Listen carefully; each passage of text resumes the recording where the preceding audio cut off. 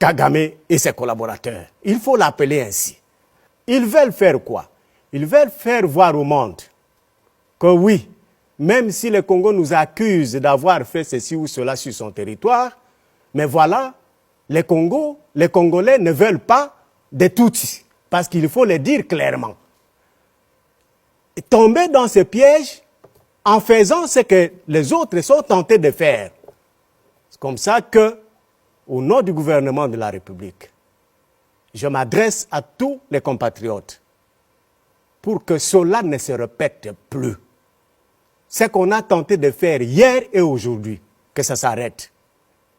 Je demande à cet effet, non seulement aux gouverneurs de province, mais aussi aux commissaires provinciaux de la police nationale congolaise, à tous les responsables des services de renseignement et de sécurité, de prendre toutes les dispositions nécessaires pour que quiconque Congolais, libre, Congolais, membre d'un parti politique, Congolais, membre d'une association quelconque, ne puisse pas se permettre d'agir au nom et pour le compte de l'État. Personne, tout ce qui se passe là est inacceptable. Personne ne peut se permettre de poser ce genre d'actes-là. Et le gouvernement de la République condamne déjà ce genre d'actes posés hier à Kalima et à Kinshasa. Je demande, au nom du gouvernement, à ma collègue, qui est le ministre d'État de la Justice, de prendre toutes les dispositions pour que les magistrats soient mis dans les conditions de pouvoir recevoir quiconque sera arrêté par les services de renseignement, les services de la sécurité, la police nationale congolaise, au sujet de tous ces comportements que je viens ici de décrire et de dénoncer.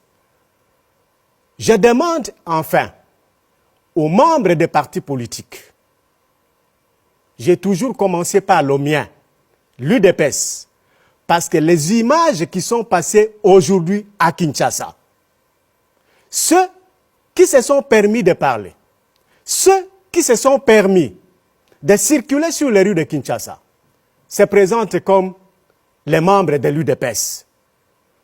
Dieu merci, j'ai suivi encore un élément du président de force du progrès de l'UDPS qui a dénoncé cet acte-là en disant qu'ils sont infiltrés et que ce ne sont pas eux qui se sont permis de pouvoir faire ça, ce qui s'est passé ce matin à Kinshasa. Il dit, mais c'est héritier semble-t-il, il dit qu'il n'a jamais demandé à quiconque d'aller faire ce qu'ils ont fait. Donc je disais que je demandais à tous les partis politiques de pouvoir instruire leurs membres.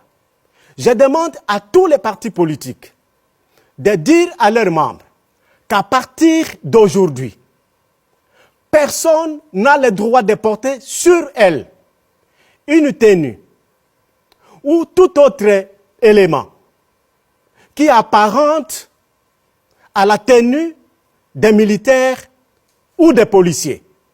Si cela s'est fait, messieurs les responsables des services de renseignement, messieurs les responsables de la police nationale congolaise et même de l'armée, vous voyez un citoyen à Kinshasa, à Goma, à Kasumbalesa, tel que je l'ai vu moi-même, à Lubumbashi, où l'UNAFEC ou la JUNAFEC et l'UDPS, avec ACO, sont en train de porter ce genre de tenues. Il faut l'arrêter, il faut les arrêter et les conduire devant la police, devant le parquet, pour qu'ils soient jugés et condamnés.